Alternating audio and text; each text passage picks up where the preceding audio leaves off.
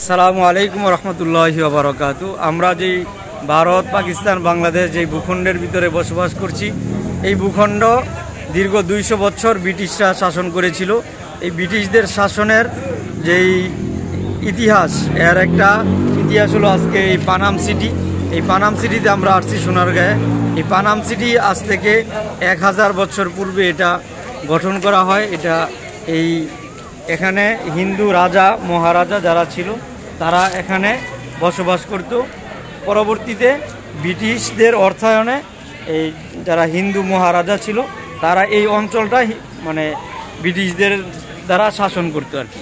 তো মুসলমানরা তার বিরুদ্ধে ছিল এবং আলহামদুলিল্লাহ পরবর্তীতে 1947 সালে আবার ব্রিটিশদের কাছ থেকে বাংলাদেশ আবার স্বাধীনতা অর্জন করে, ভারত স্বাধীনতা অর্জন করে, পাকিস্তান স্বাধীনতা অর্জন করে এবং এই পুরা ভূখণ্ডকে দুটি খণ্ডে বিভক্ত করা হয়, একটি পূর্ব পাকিস্তান, একটি পশ্চিম পাকিস্তান।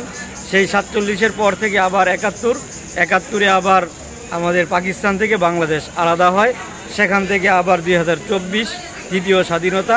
এই হলো আমাদের এই পানাম সিটি। এখানে থেকেই ব্রিটিশদের দ্বারা যারা হিন্দু মহারাজা ছিল তারা বিভিন্নভাবে এই অঞ্চলটাকে শাসন করত।